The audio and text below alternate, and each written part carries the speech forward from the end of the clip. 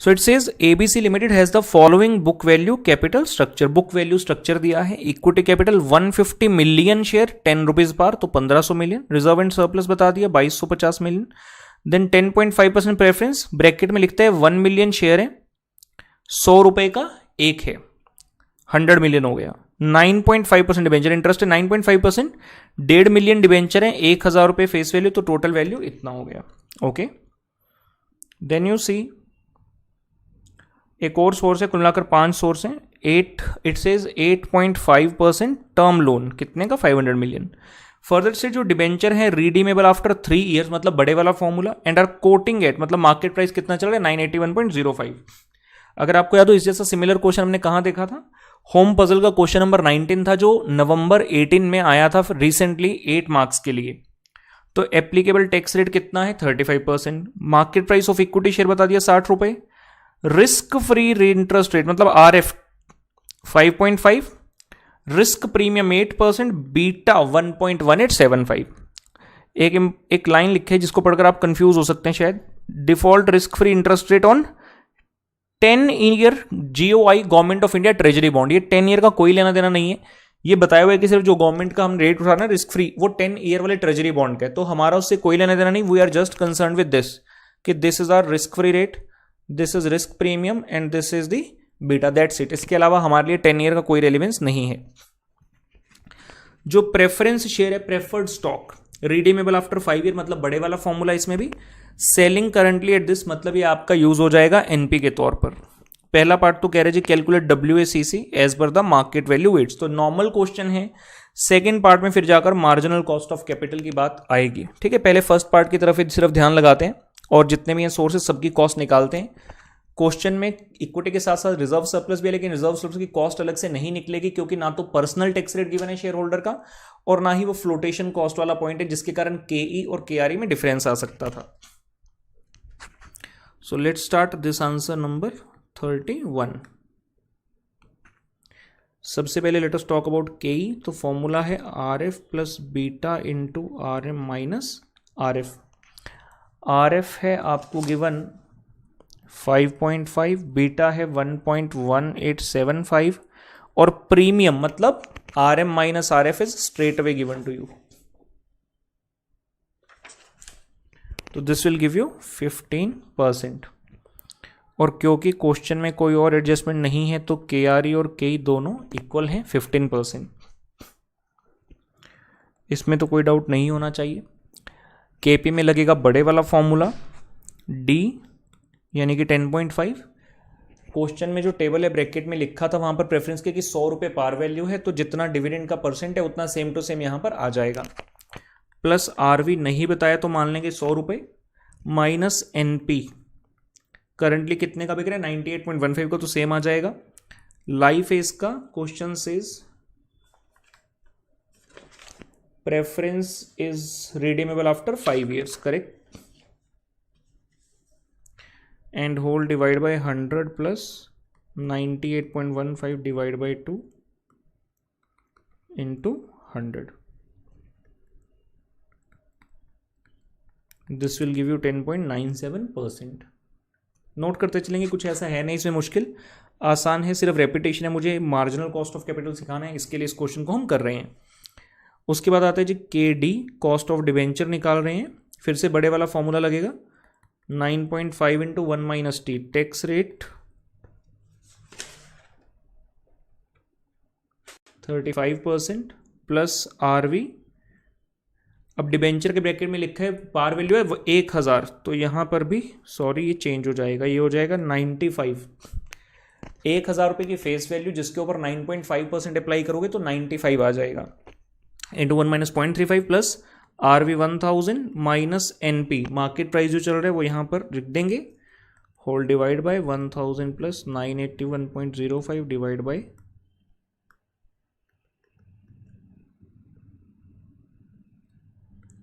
This will give you 6.87%, तो K D आ जाएगा 6.87%।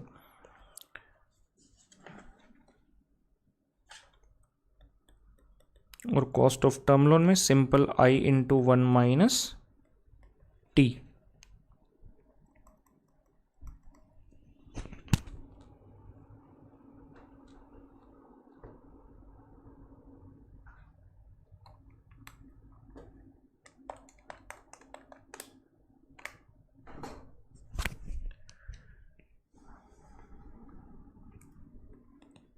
सभी सोर्सेज की कॉस्ट निकालने के बाद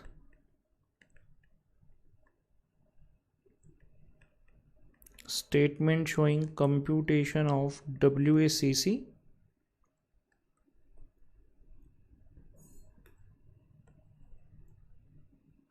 जरूरत नहीं छोड़, market value weights, serial number, source of finance, amount in rupees, weight, cost and weight into cost.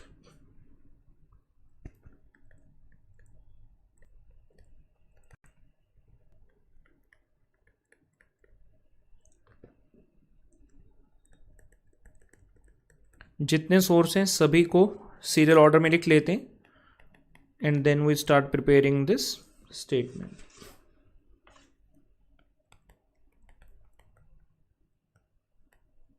ये सभी सोर्स हमने लिख लिए, इनके सामने अमाउंट्स लिखने हैं, लेकिन अमाउंट कौन से हैं? क्वेश्चन ने कहा है मार्केट वैल्यू वेट से किया जाए, तो पहले हमें मार्केट वैल्यू वेट्स निकाल कर लाने होंगे। और क्योंकि क्वेश्चन में इक्विटी और रिजर्व एंड सरप्लस है, तो वो स्पेशल पॉइंट भी ध्यान में रखना है कि इक्विटी की कॉस्ट को इक्विटी की वैल्यू को दोनों पार्ट में डिवाइड करना होगा।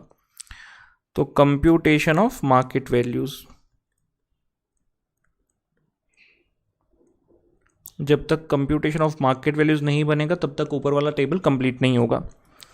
नंबर 1 इक्विटी 150 मिलियन शेयर्स हैं। फर्स्ट टेबल में फर्स्ट पॉइंट में ही फर्स्ट लाइन में ब्रैकेट में लिखा है 150 मिलियन शेयर। और क्या चल रहा है एक का प्राइस भाई? शेयर का प्राइस क्वेश्चन ने कहा था कितना है जी? 60 रुपए का चल रहा है। तो इंटू 60 9000 मिलियन हो जाता है, जिसको हमें दो पार्ट में डिवाइड करना है, equity share capital and wording क्या है एक बार देख लीजिए, रिटेन्ड अर्निंग या रिजर्व सरप्लस लिखे तो सेम वर्डिंग। बुक वैल्यूज क्या थी इनकी? इक्विटी कैपिटल और रिजर्व सरप्लस की, if I see once 1500 million 2250 million. तो इस रेशो में बुक वैल्यू आ जाएगा। ये रेशो क्या बनती है? 2:3। 750 मिलियन के टेबल पर जाएगा जी। 750 इंटू 2 1500 एंड 750 इंटू 3 2250। तो 2:3 में बांट देंगे 9000 को। 2:3 मीन्स 3600 मिलियन एंड 5400 मिलियन। ये वैल्यूज आपकी आ जाएंगी for equity capital and reserve and surplus.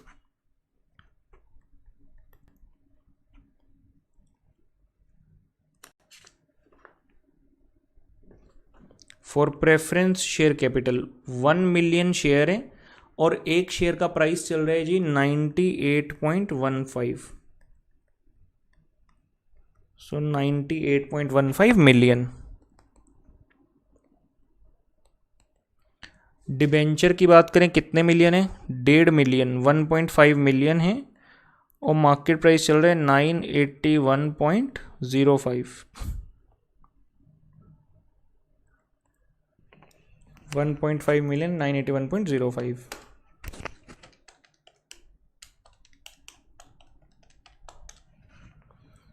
$1471.575 million. करिए जी इसे note. Then we go to the statement of WACC।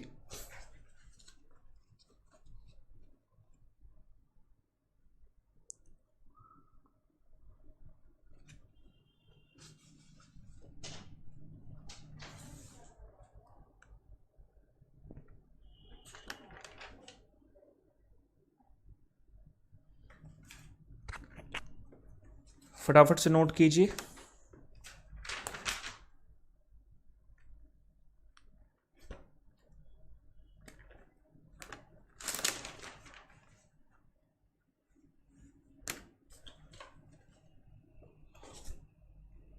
Okay, let's go to this statement and fill the values over here. 3600, 5400, 98.15, then 1471.575। In term loan की value में change नहीं आता, it will remain same. और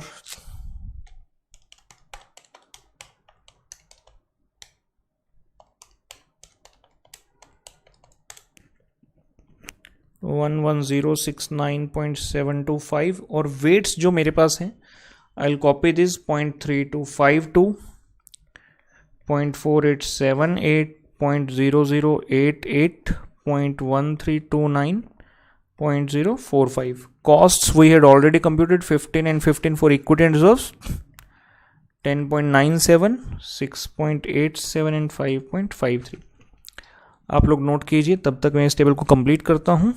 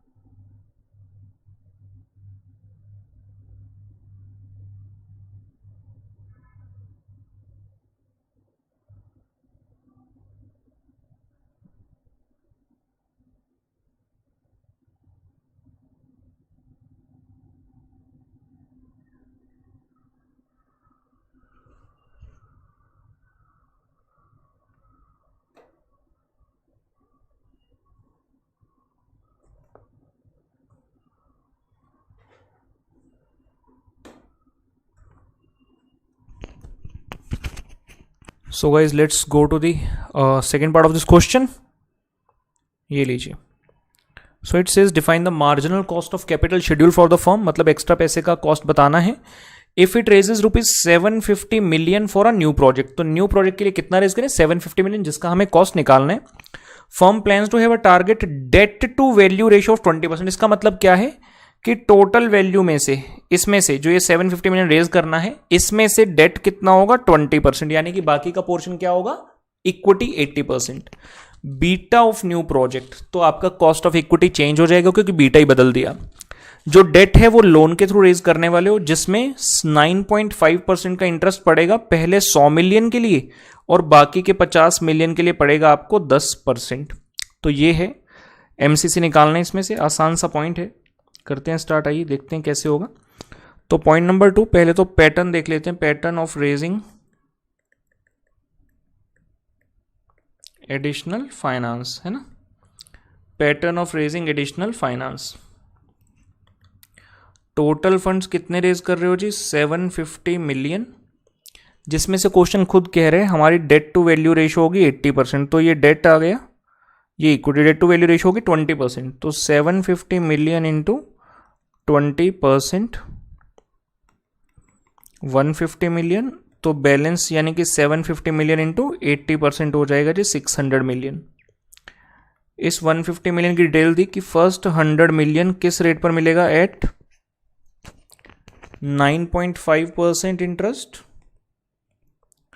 और बाकी का 50 million मिलेगा eight 10% interest.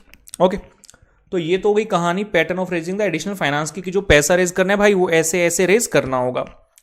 तीनों का ही कॉस्ट निकलने वाला है, KD1 का भी, KD2 का भी और KE का भी. क्योंकि KE का क्यों? क्योंकि बीटा ही चेंज हो गया है ना. तो KD1 सबसे पहले.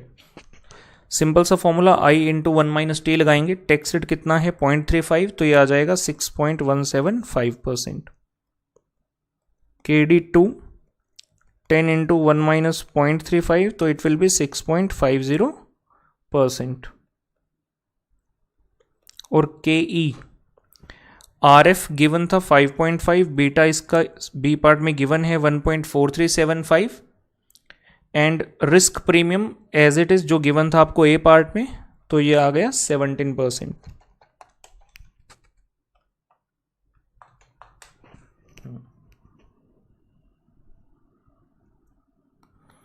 इन्हें नोट कीजिए। After that statement showing marginal cost of capital.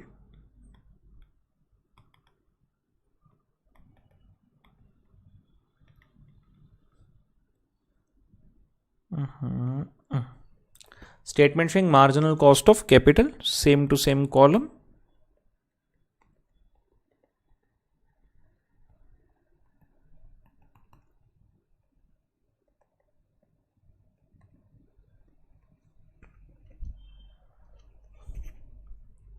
Okay, so we are having only three sources: debt 1, debt 2 and equity share capital. Debt 1 है 100 मिलियन, कौन से वाला 9.5%, ये है 10% वाला डेट 50 मिलियन, और ये है 600 मिलियन, तो टोटल है बेटा 750 मिलियन। जब इनके वेट असाइन करोगे, debt 1 will be 0.1333, it will be 0.0667 and it will be having the major portion of 0.8। Weights are 6.175, 6.5 and 17.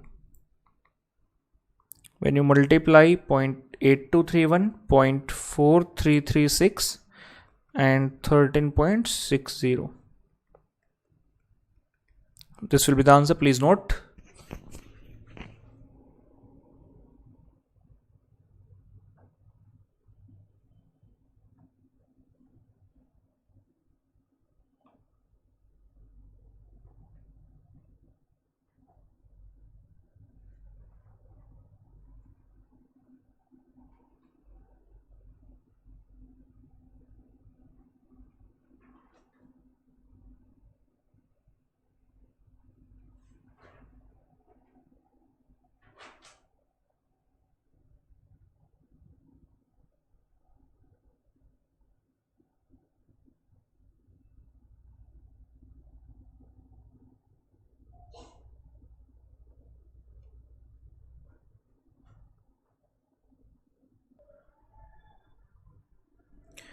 Again, a wonderful question. Mark this very important. This question came in IPC May 2018 for 5 marks. ये question मई 2018 में CA institute ने old syllabus में 5 marks के लिए पूछा था. So it says the company is planning an equity issue in the current year. It has an EPS of 20 and proposes to pay 60% dividend at the current year end. अब देखो question गुमराह करने की कोशिश आपको कर रहा है. EPS है 20 रुपए.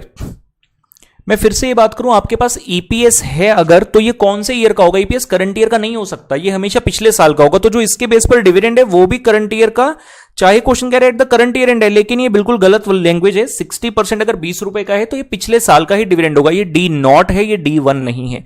और आधी जनता यहीं पर, आधी क्या बहुत ज्यादा बच्चे यहीं पर गलत कराएंगे. करंट ईयर एंड लिखा है मतलब इसको D1 मान लो, लेकिन ईपीएस से संबंधित है, ये D0 ही होगा.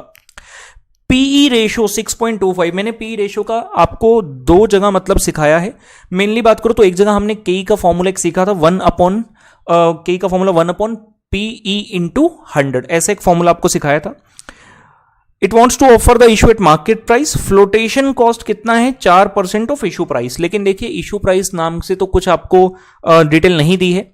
न्यू इशू के बारे में बताया जरूर है, लेकिन आपको कहीं भी कोई इंफॉर्मेशन नहीं है. तो यहां पर जो पी रेशियो है उसकी मदद से हम एमपीएस भी निकाल सकते हैं. मार्केट प्राइस को सिखाऊंगा अभी आपको. क्वेश्चन कह रहे निकालना कि determine the required rate of return for equity, मतलब कॉस्ट ऑफ इक्विटी निकालना है.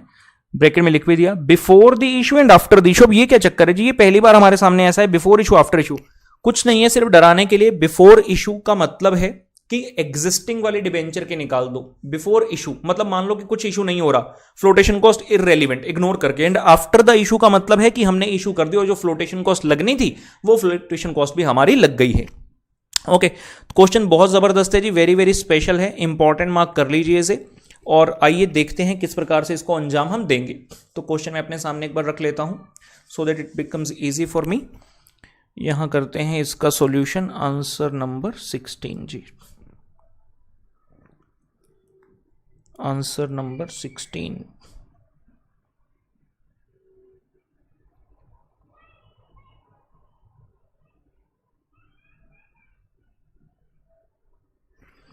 ओके, सो क्वेश्चन में सबसे पहले आपको बताया ईपीएस है 20 rupees, EPS is equal to 20 rupees, और डिविडेंड इज इक्वल टू 20 रुपए में से क्वेश्चन कहता है कि आप 60% का पे आउट करोगे, यानी कि डिविडेंड हो गया बेटा 12 रुपए। और मैंने आपको क्या बताया डिविडेंड कौन सा है, क्योंकि ईपीएस से संबंधित है तो डी नॉट है, ये डी वन नहीं है। कोशिश करें जितना साथ साथ नोट कर सकते हैं, समय की बचत होगी हमारी। उसके बाद क्वेश्चन में लिखा है पीई रेशियो है 6.25, पीई रेशियो है 6.25। पी का मैंने आपको फुल फॉर्म क्या सिखाया था, फॉर्मूला कैसे बनता है, पी ऊपर ई नीचे, पी का मतलब होता है एमपीएस, ई का मतलब होता है ईपीएस। तो दिस इज गिवन। अगर मैं यहां से ये कह दूं MPS is equal to EPS into 6.25, EPS आपके पास कितना है, क्वेश्चन में ही गिवन है 20 रुपए, तो 20 इंटू 6.25 कर दूं तो ये मेरे पास आ जाता है बेटा एमपीएस, इसका वैल्यू आ जाएगा 125 रुपए।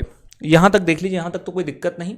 सबसे पहले ईपीएस से स्टार्ट किया, डिविडेंड पे आउट था 60%, तो डिविडेंड आ गया 12 रुपए, और ये क्योंकि ईपीएस पे बेस है तो ये डी नॉट होगा। फिर पी दिया था 6.25, पी की हेल्प से हम एमपीएस तक पहुंच जाएंगे, तो एमपीएस आ जाता है 125 रुपए।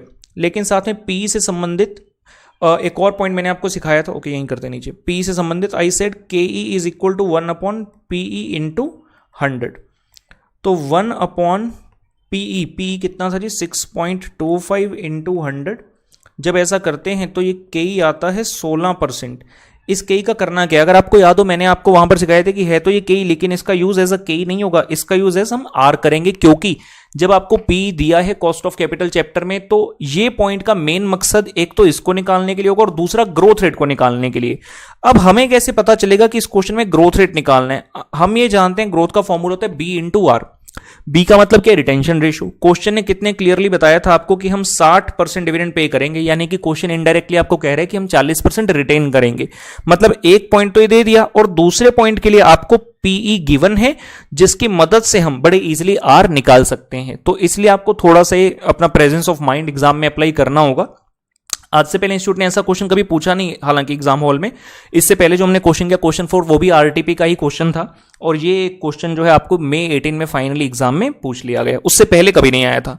तो बी क्या हो जाएगा जी, बी का मतलब है रिटेंशन रेशियो, हम ऐसा जानते हैं, और रिटेंशन रेशियो कितना आ जाएगा, 100% में से अगर माइनस कर दो डिविडेंड पे आउट रेशियो जो कि कितनी है 60%, तो बी आ गया 40%। तो जी कैसे आ जाएगा, मैंने आपको पिछले क्वेश्चन में सिखाया कि बी को रिटेंशन रेशियो लिखना पॉइंट ऐसे करके, और आर को स्ट्रेट अवे लिख लेना। तो 16 इंटू 0.4, ये 6.40% आपका ग्रोथ रेट आ जाएगा इस प्रकार से। ओके, ग्रोथ रेट आने के बाद आप सबसे पहले अपना D1 निकाल सकते हैं। हमने डी नॉट तक निकाला था, कितना आया था बेटा 12 रुपए, तो 12 इंटू 1.064, ये आ गया आपका D1।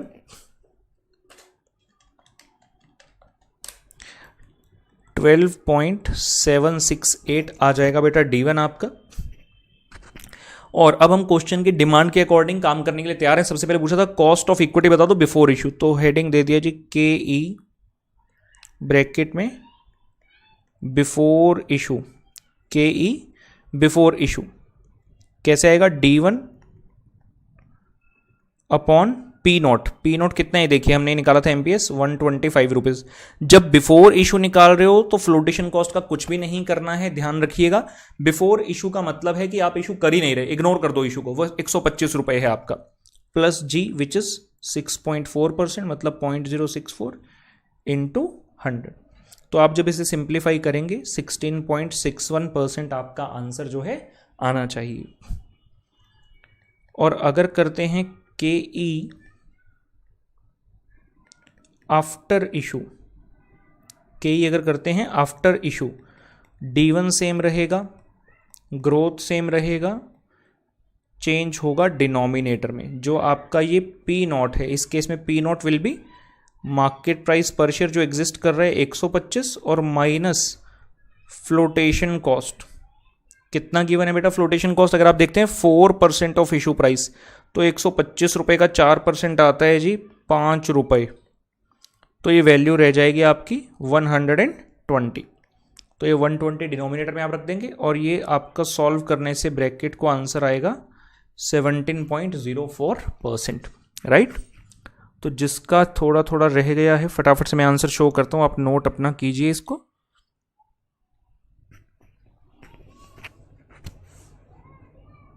This question came in PCC May 2011 for 5 marks. इसके और बड़े सारे रूप हैं जी क्वेश्चन के। रूप इन द सेंस ये एग्जाम में और डिफरेंट आया है, सिर्फ फिगर्स चेंज होकर आरटीपी में बहुत बार आया, होम पजल में है, तो मैं आपको आज होमवर्क में जाते हुए लिखवा दूंगा। लेट अस सी, ये नोट कर लीजिए, PCC May 2011 for 5 marks. So it says you are given 2 financial plans of a company which has 2 financial situation. एक मिनट, क्या? You are given 2 financial plans of a company which has 2 financial situation. ये क्या मतलब है? कहां दिख रहे हैं 2 फाइनेंशियल? कहीं दिख रहे हैं? अगले पेज पे चलते हैं, क्या पता कुछ हो। अरे सच में कुछ दिख रहा है भाई। Capital structure of a company as follows. Capital structure is as follows. Plan 2 plan है। पहला प्लान है XY, इक्विटी इतना होगा, डेट इतना होगा। दूसरे प्लान में इतना इक्विटी, इतना डेट होगा। अगर आप ध्यान से देखो दोनों बार डेट का अमाउंट अलग अलग है, यानी कि जो इंटरेस्ट आएगा वो दोनों ही बार आपका डिफरेंट है। एक बार 40,000 का 12% और एक बार 10,000 का 12%। वापस चलते हैं, ये तो हो गया 2 फाइनेंशियल प्लान। ये कहां है 2 सिचुएशन? देखे ये रही 2 situation, situation A, situation B. करना क्या इसका, सोचेंगे आराम से। क्वेश्चन पढ़ते हैं पहले। इंस्टॉल्ड कैपेसिटी 10,000 यूनिट, मतलब इंस्टॉल्ड का मतलब होता है मैक्सिमम, कितना कैपेसिटी 10,000। जैसे आपके इंस्टॉल्ड है ना एक दिन की कैपेसिटी कितना, 24 घंटे। जीवन में कोई ऐसा दिन आएगा नहीं आपके 24 घंटे काम करोगे, वो आपको पता है, मुझे तो क्या ही पता है, आपको पता है, ठीक है ना। तो 10,000 यूनिट की इंस्टॉल्ड कैपेसिटी है जी, जिसमें से सिर्फ हम यूज कितनी करेंगे जी 60%। तो ऑर्गेनाइजेशन का भी तुम्हारा वाला ही हाल है, 24 में से कुछ कुछ यूज होती है, 10-20%, बाकी तो ऐसी वेस्ट हो जाती है। सोना, खाना, घूमना, फिल्म देखना, दोस्त से बात करना, और सबसे important chatting, WhatsApp, Facebook, Insta, Snapchat, पता नहीं क्या क्या।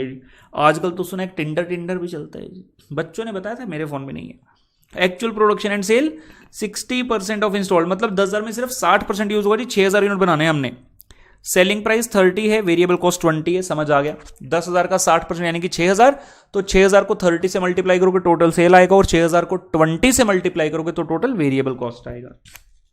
उसके बाद सुनना ध्यान से, जब उसके बाद फिक्स्ड कॉस्ट माइनस करनी होगी तो आप 2 सिचुएशन अलग बनाओगे, मतलब सेल, वीसी, कॉन्ट्रीब्यूशन तक तो सेम, उसके बाद एफसी यहां अलग माइनस होगी और यहां एफसी अलग माइनस होगी, क्योंकि 2 सिचुएशन दिया है, ठीक है ना। आगे देखते हैं। फिर जब उसके बाद फिक्स कॉस्ट के बाद जब माइनस करोगे इंटरेस्ट ईबीआईटी तक, sorry fix cost minus EBIT आ गया, फिर इंटरेस्ट माइनस करोगे ईबीटी तक पहुंचने के लिए, तो इंटरेस्ट कौन सा माइनस होगा? हर सिचुएशन के अंदर दोनों प्लान लेंगे। सिचुएशन ए के अंदर financial plan XY, financial plan XM, situation B के अंदर भी दोनों प्लान्स। क्वेश्चन दिखने में मुश्किल लग रहा है, जब करेंगे तो बहुत बहुत बहुत आसान है, और यही प्रे करेंगे हम जी आ जाए आपके एग्जाम में, आप नंबर लूट लो। पूछा क्या? ऑपरेटिंग लीवरेज और फाइनेंशियल, कंबाइन नहीं पूछा, सिर्फ ऑपरेटिंग और फाइनेंशियल। चलिए स्टार्ट करते हैं, पिछली शीट पे कर देते हैं answer number 12।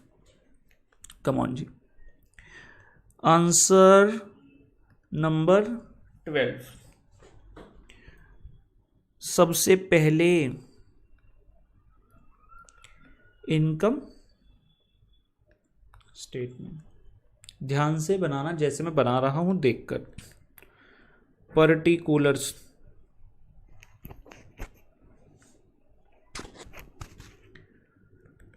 Situation A, situation B, इस तरह से कॉलम बनाना कि हर एक के अंदर 2-2 कॉलम अमाउंट के आ सके। पहले बता रहा हूं, सिचुएशन ए, सिचुएशन बी, या फिर अभी रुक जाओ, मैं नोट करने का समय दूंगा, उसके बाद नोट करना, पहले सिर्फ समझ लो, मैं जल्दी जल्दी करता हूं। सेल्स कितना,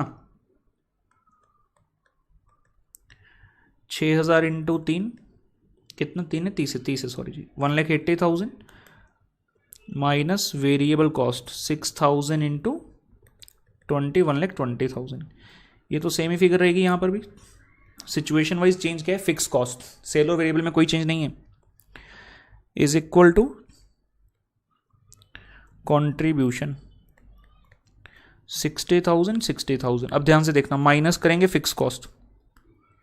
सिचुएशन ए में फिक्स कॉस्ट कितना है, सिचुएशन ए में फिक्स कॉस्ट देखिए क्वेश्चन में कितना है बेटा 20,000 और बी में कितना है 25,000। तो यहां से ये दोनों के रास्ते अलग हो गए जी। ये आया EBIT 40,000 35,000, 40,000 एंड 35,000।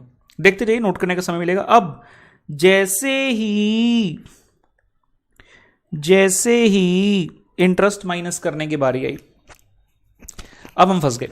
क्वेश्चन में बताया गया था there are two plans XY XM। क्या क्वेश्चन ने बताया कौन सी सिचुएशन के लिए कौन सा प्लान है? Not at all. ये क्वेश्चन का यही स्टाइल है, यही इसकी टिपिकलिटी बच्चों को जो लगती है कि यार ये तो बताया नहीं कौन सी सिचुएशन के लिए कौन सा प्लान। तो क्या करना, कौन सी सिचुएशन के लिए कौन सा प्लान, दोनों सिचुएशन के लिए दोनों प्लान करके दिखाने होंगे। मतलब यहां के बाद इस सिचुएशन में से भी दोनों प्लान निकलेंगे XY और XM, यहां से भी दोनों प्लान्स निकलेंगे XY और XM। तो जब इंटरेस्ट माइनस करोगे, जरा XY में जाकर देखो XY प्लान में कितने रुपए का डेट है। चलो मैं लेकर चलता हूं। XY प्लान में कितने रुपए का डेट है 40,000। इंटरेस्ट रेट कितना है 12%। तो जहां जहां XY लिखा वहां आ जाएगा 40,000 इंटू 12%। जहां जहां XY लिखा है ये रहा एक तो 40,000 इंटू 12% मीन्स 4,800, और यहां भी XY में 40,000 इंटू 12% 4,800। ठीक है ना। और जहां जहां XM लिखा है, XM में देखो कितने रुपए का डेट है 10,000, 10,000 का डेट है, और इंटरेस्ट रेट तो वही है 12%। तो 10,000 का 12% कहां कहां, जहां जहां XM लिखा होगा। तो 10,000 इंटू 12% 1,200,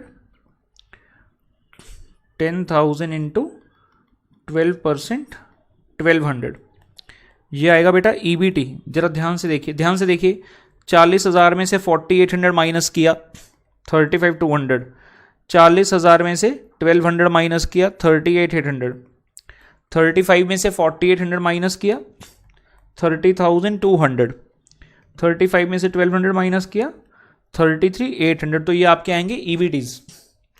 कुछ और है क्वेश्चन में, टैक्स प्रेफरेंस कुछ नहीं है जी, डन। यहां तक ये खत्म हो गया क्वेश्चन। ध्यान रहे, यहां तक था सिचुएशन ए, उसके बाद था सिचुएशन बी।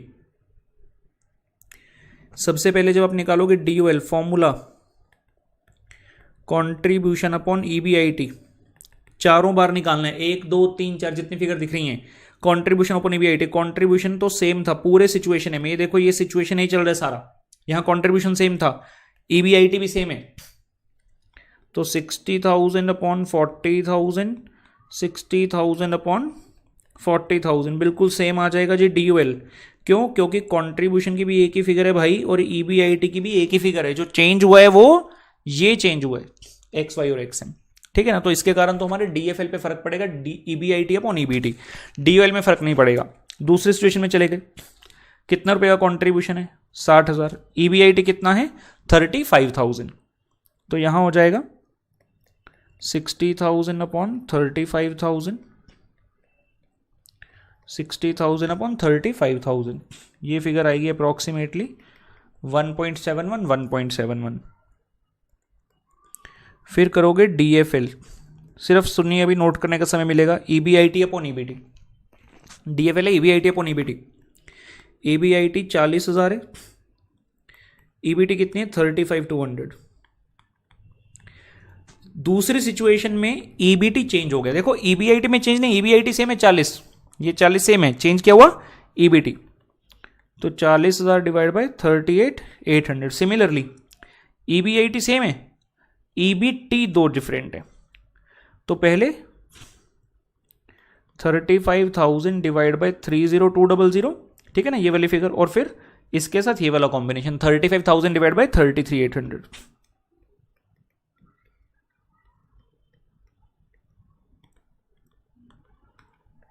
चलिए ये आ गया 1.14 1.16 ना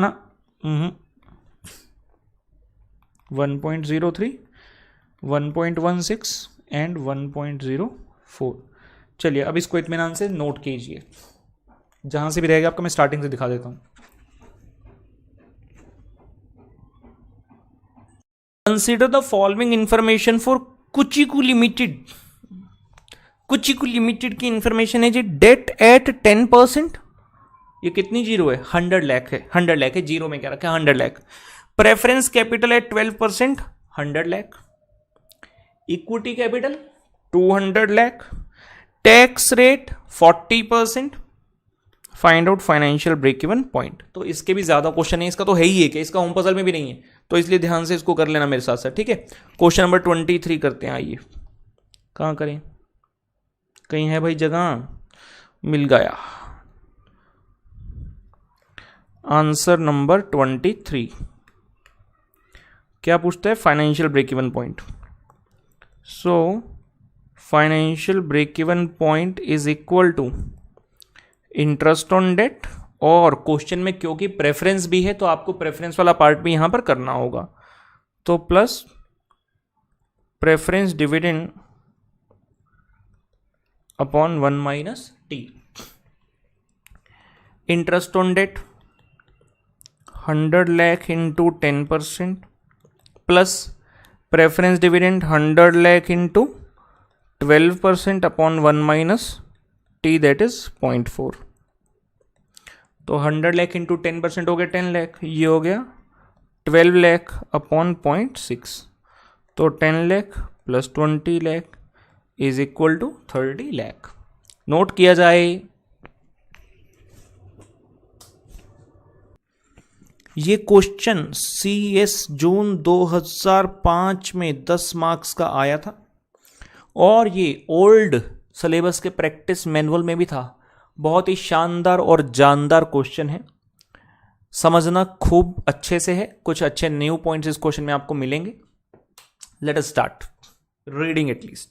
the following figures are made available to you. Net profits for the year 18 lakh minus interest on debenture at 15%। बता, ये नेट प्रॉफिट कैसे हुआ?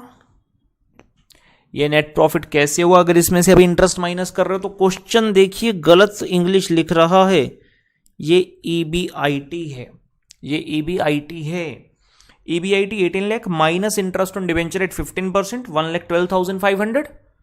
और ये ब्रैकेट में क्या लिखा है? पहला important point, debentures were issued 3 months after the commencement of year. Guys मतलब अगर ये ईयर है तो यहां डिबेंचर इशू है, मतलब जो इंटरेस्ट है वो सिर्फ इतने टाइम पीरियड का ही है। इस समय तो डिबेंचर थे ही नहीं, तो यहां इंटरेस्ट नहीं है। Less income tax at 35% and dividend distribution tax. अगर आप इसका नहीं,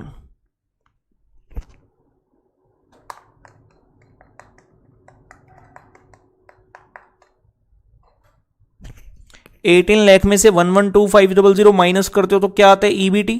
जब आप इसका 35% करोगे तो ये आएगा टैक्स का अमाउंट, ये आएगा अर्निंग आफ्टर टैक्स यानी कि EAT। अब मन में ये प्रश्न उठ रहा है भाई कि ये क्या चीज है, ये क्यों दे दी यहां पर? तो फिर से सिर्फ इंग्लिश लिखी है जी, इसका कुछ नहीं किया है। आगे जो मैथमेटिक्स लिखा है 590625, ये सिर्फ 35% करके ही आ रहा है। तो फिर से घबराहट पैदा करने की कोशिश है इंस्टीट्यूट के द्वारा, प्लीज डोंट वरी। इतने बात समझ में आ गई। EBIT है, इंटरेस्ट है, EBT है, टैक्स है और EAT है। समझ गए सर? बड़े आगे आइए। यहां क्या है बताइए? Number of equity shares 1 lakh और 10 रुपए का एक है। Market quotation of equity share 109.7 है। ठीक है, आगे बताते हैं जी। Company has accumulated revenue reserve of ₹12 lakh. ये क्या है? Reserve and surplus basically. Company is examining a project calling for an investment obligation of 10 lakh. ये क्या है? फ्रेश रिक्वायरमेंट कि हमें और पैसा कितना चाहिए? 10 लाख रुपए। This investment is expected to earn the same rate of return as the funds already employed.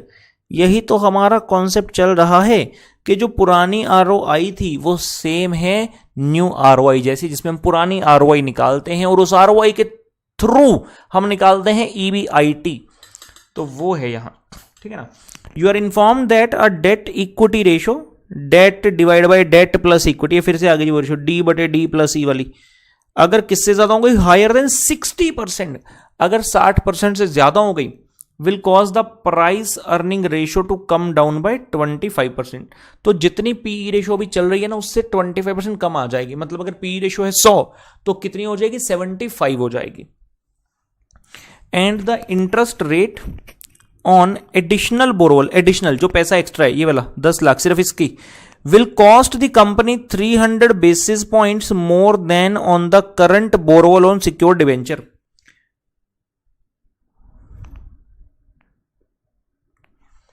Three 300 basis points more. ये बेसिस पॉइंट क्या होता है, कभी सुना है क्या? लेक्चर नंबर 1 जाकर देखिएगा, एक क्वेश्चन आपको कराया था जिसमें बताया था आपको का बताया था कि 100 बेसिस पॉइंट्स जो होते हैं वो होते हैं इक्वल टू 1%। तो 300 बेसिस पॉइंट्स कितने हो गए, 3%। तो क्वेश्चन 3% लिखने के बजाय घुमा फिराकर 300 बेसिस पॉइंट, यहीं आधे तो फ्लैट हो जाएंगे, यहीं खत्म कहानी बच्चों की। जैसे क्वेश्चन बड़ा, अरे भाई ये अपने बस का नहीं है, छोड़ो आगे बढ़ो। तो नहीं, ऐसा नहीं करना है। तो 300 बेसिस पॉइंट ज्यादा है। पुराना रेट कितना था, अगर आपको याद हो पिछले पेज पर जो लिखा था 15%, तो 300 बेसिस पॉइंट ज्यादा मतलब कितना रेट हो गया, 18%। You are required to advise the company on the probable price. अरे प्रोबेबल प्राइस मतलब क्या, मार्केट प्राइस पूछ रहे हो? जी हाँ, if additional fund raised as loan और additional fund raised as equity. MPS निकालने के लिए क्या चाहिए, पीई। क्या थी क्वेश्चन में पीई? नहीं थी पीई। फिर यहां भी क्वेश्चन ने एक चीज बोली थी, ये देखो, P ratio to come down by 25%। अरे भाई चल क्या रहा है नहीं, पी रेशियो कहीं जा रही है, it will come down by 25% है। What is this how? हम पीई निकालने के लिए क्वेश्चन के मोहताज नहीं हैं। पीई हम जानते हैं होता है एमपीएस बटे ईपीएस। ये पड़ा एमपीएस, ये दिया है क्वेश्चन ने 109.7। और क्या ईपीएस नहीं निकाल सकते? क्या हम इतने मजबूर हो गए हैं? ईपीएस का फॉर्मूला होता है earnings available for equity share holder, जो ये दिया है, divide by number of equity share, जो कि अगले पेज पर दिए हैं 1 लाख। तो यहां से आ जाएगा ईपीएस और एमपीएस गिवन है, ईपीएस यहां से आएगा और पी आ जाएगा। और अगर हमारा ये डेट इक्विटी, ये डेट बटे डेट प्लस इक्विटी अगर हायर देन 60% हो गया ना दोस्तों, तो उस केस में आपका जो पी आएगा वो 25% से कम हो जाएगा। तो बढ़िया क्वेश्चन है जी। Let us start immediately, come on. Answer number 11, come on. सबसे पहले क्या करें, पी रेशियो निकाल दें जी। सबसे पहले निकाल कर रख लें कंप्यूटेशन ऑफ पीई।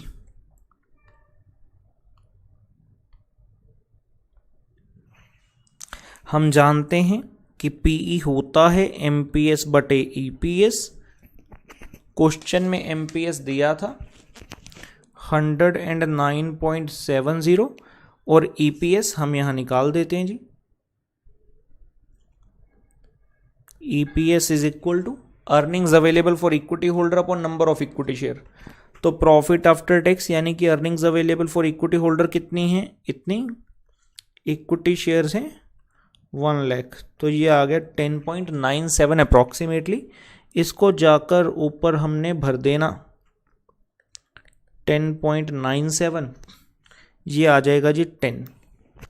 तो पी रेशो आपका आ जाएगा 10। ये हुआ पहला पॉइंट क्वेश्चन का जो मिसिंग था। लिखिए, जम्बाल सब देख रहे, 10 बहाने करके ले गए दिल, 10 बहाने करके ले गए दिल, है ना है ना है ना है ना। ओके, सेकंड पी निकल गया। अभी हमें क्या करना है, कंप्यूटेशन ऑफ करंट आरओआई। चलिए जी, कंप्यूटेशन ऑफ करंट ROI, क्योंकि इसी के बेस पर हम आगे EBIT तक पहुंच पाएंगे। तो ROI is equal to EBIT upon capital employed into 100। EBIT question में गिवन है जी 18 लाख, इनकम स्टेटमेंट से पिक कर लोगे, लेकिन कैपिटल एम्प्लॉयड नहीं है तो कोई बात नहीं, निकाल लेंगे, अब तक भी तो निकालते ही आए हैं। कैपिटल एम्प्लॉयड का है, क्या क्या है, इक्विटी शेयर कैपिटल है, हाँ है।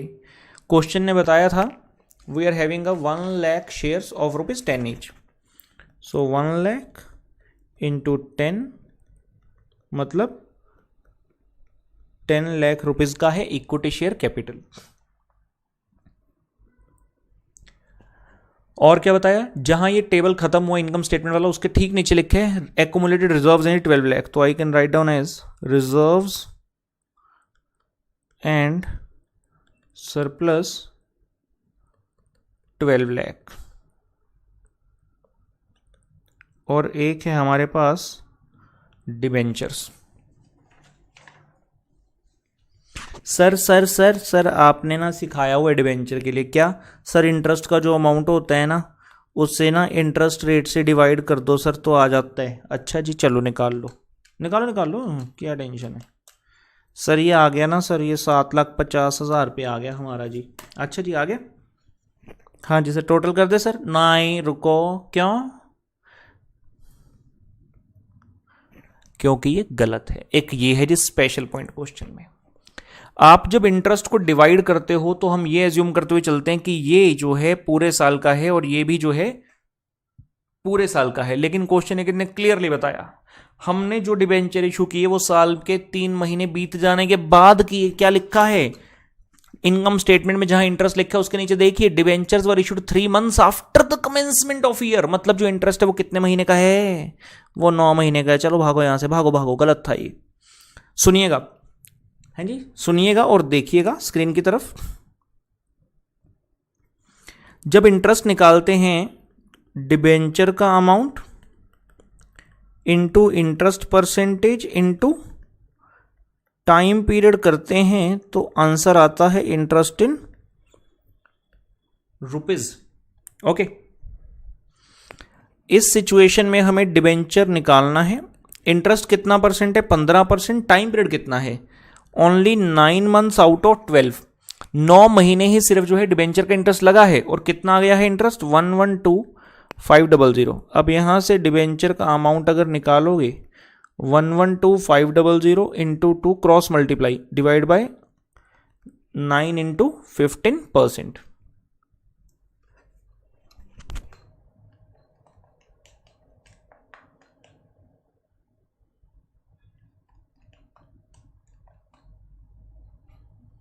तो ये वैल्यू आती है जी आपकी 10 लाख रुपए। तो ये वैल्यू को जाकर हम लिखेंगे यहां पर 10 लाख रुपीज। ध्यान से देखिए इसे और नोट कीजिए।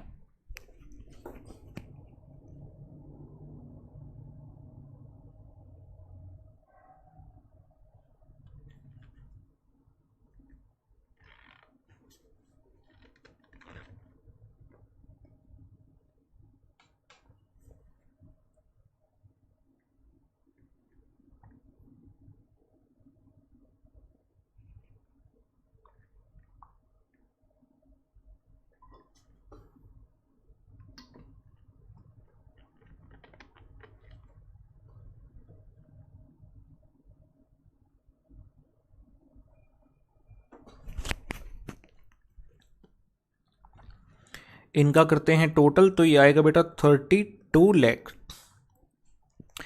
कैपिटल एम्प्लॉयड का अमाउंट आएगा 32 लाख। यानी कि अगर कभी डिबेंचर वाला पॉइंट हो और आपको वहां से डिबेंचर का अमाउंट निकालना हो तो आपको क्वेश्चन में ये भी देखना पड़ेगा कि कहीं ये तो नहीं है। अगर ये होगा तो आपको इत्मीनान से बिल्कुल सरलता से कॉन्सेप्ट लगाकर आराम से करना है, रट्टा पट्टा नहीं मारना है, क्योंकि ऐसे है तो ऐसे है, वैसे है तो ऐसे है। 32 लाख का आ गया है कैपिटल एम्प्लॉयड और हम तैयार हैं इसको जाकर भरने के लिए। यहां 18 लाख बटे 32 लाख गुना 100 जब करते हैं तो ये आएगा 56.25%। लिख लीजिए, ये आ गया है current ROI।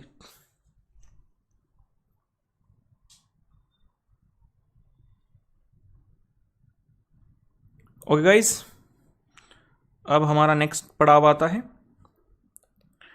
Computation of EBIT। Computation of EBIT। EBIT निकालने के लिए भी पहले तो हम फॉर्मूला यही लिखते हैं जी, ROI is equal to EBIT upon capital employed into 100। और ROI हमने अभी अभी कितना निकाल लिया, 56.25%, तो is equal to EBIT upon, अब हमें अपॉन में क्या रखना है, कैपिटल एम्प्लॉयड। कौन से वाला, न्यू, तो new capital employed is equal to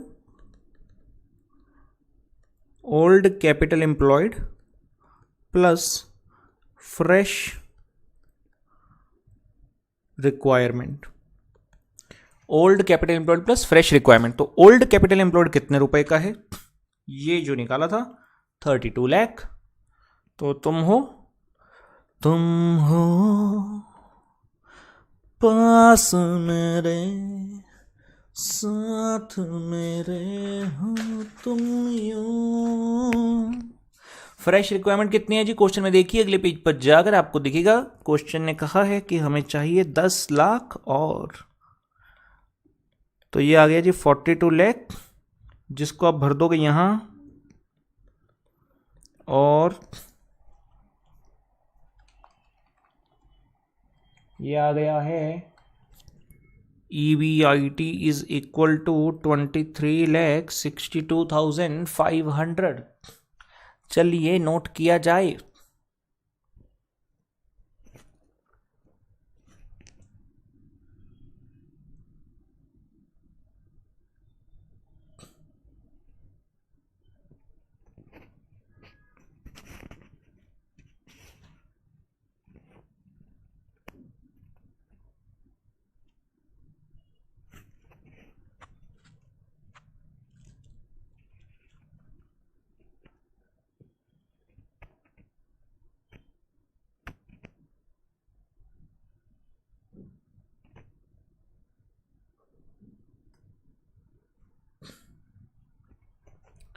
okay guys, next step usually हमारा होता है, जैसे EBIT मिल गया तो चलिए स्टेटमेंट ऑफ MPS एक्सेट्रा बना ले, लेकिन उससे पहले क्वेश्चन में वो डेट अपॉन इक्विटी वाला एक चीज दिया है, जिसके बेस पर आपका एडिशनल फंड का जो है इंटरेस्ट डिपेंड करेगा और PE रेशियो डिपेंड करेगी। तो अभी डेट अपॉन इक्विटी की computation of debt equity, plan 1 और प्लान 2।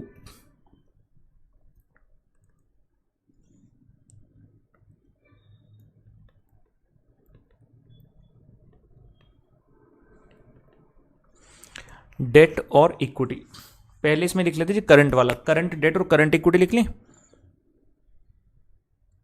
ये ठीक है, करंट डेट और करंट इक्विटी लिख लेते हैं। कैपिटल एम्प्लॉयड में चलें, यहां से देखकर आते हैं जी, डेट कितने का है 10 लाख, इक्विटी कितने की है 22 लाख की।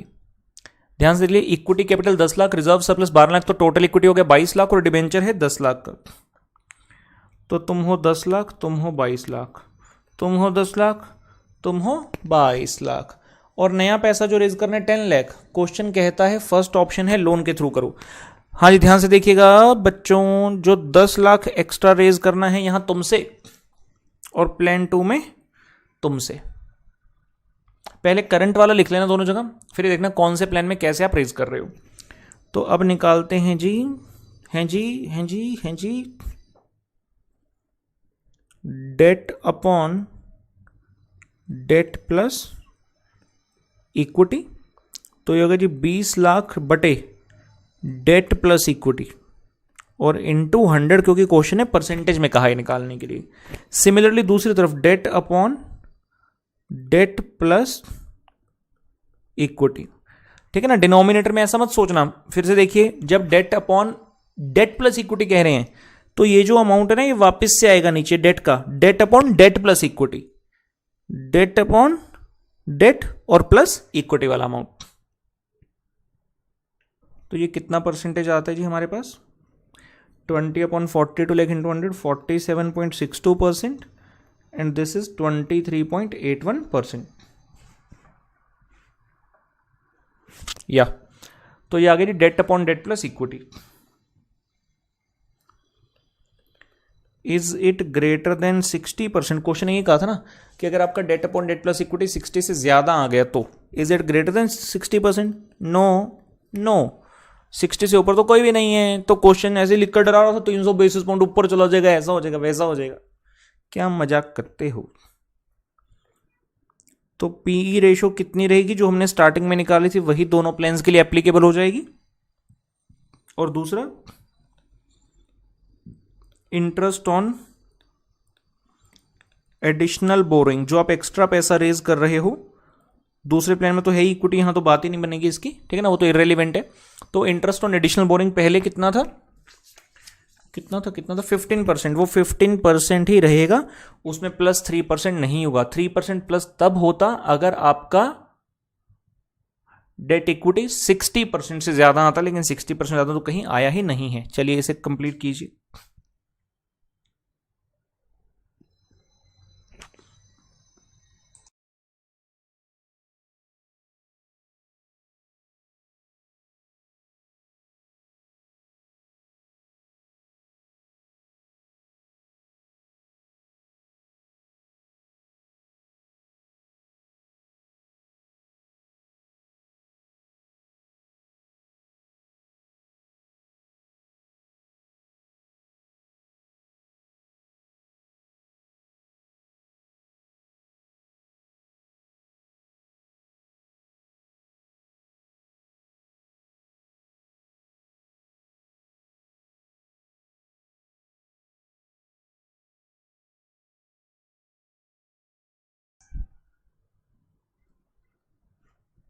करें आगे बेटा। So let's start preparing the final thing.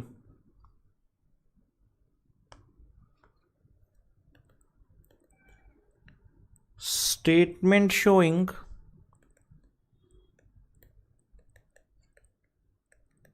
computation of MPS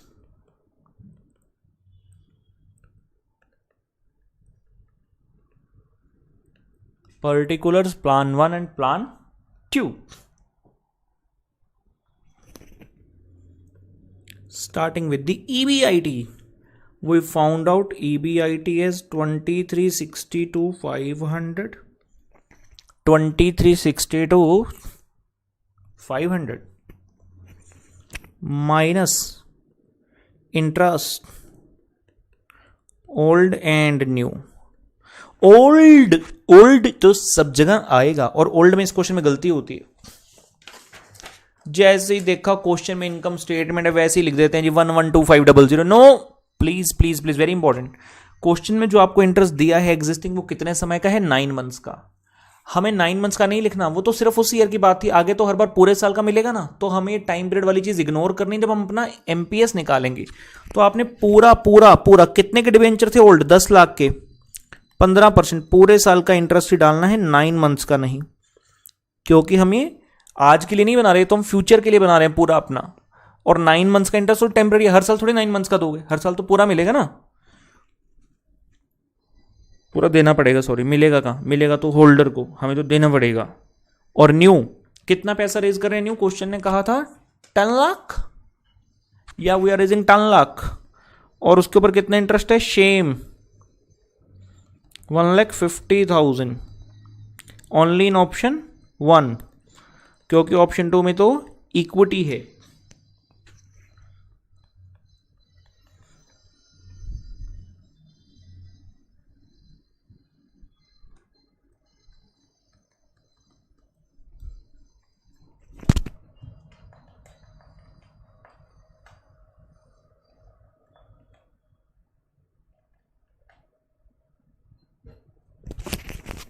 okay guys, EBT तक पहुंचने के बाद करते हैं माइनस टैक्स। इनकम स्टेटमेंट में जाकर देखते हैं टैक्स का रेट दिया है 35%। So tax at the rate of 35% and it will later give us EAT।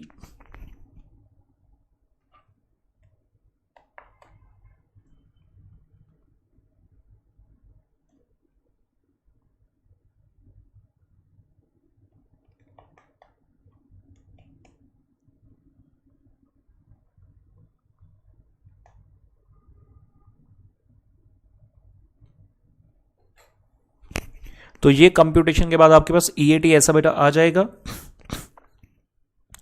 यहां तक नोट कीजिए। और क्वेश्चन में कोई प्रेफरेंस डिविडेंड नहीं है, अगर प्रेफरेंस डिविडेंड होता तो उसे भी माइनस कर देते, नहीं है तो सीधा नंबर ऑफ इक्विटी शेयर से डिवाइड करेंगे। ये आएगा EPS, जिसको कि P से गुना करेंगे तो आएगा MPS। और जैसा कि अक्सर करते हैं, नंबर ऑफ इक्विटी शेयर नहीं पता है तो नंबर ऑफ इक्विटी शेयर हम यहां से निकाल लेंगे।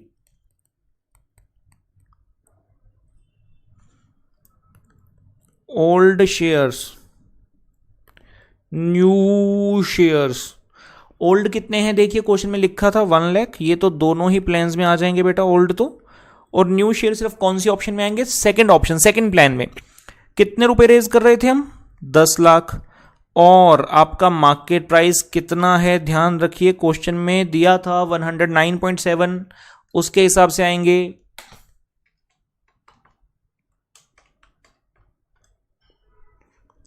ये आ गई जी 9116। और जब इनका टोटल करेंगे तो ये हो जाएंगे आपके टोटल शेयर्स। मैं एक बार कर दूं कंप्लीट, फिर आप नोट करेंगे जैसे कि हर बार हम करते हैं। तो ये शेयर्स में यहां पर जाकर इनकॉर्पोरेट करता हूं, 1 लाख एंड 109,116। ये आ जाएगा EPS, ये तो आ गया 13.41।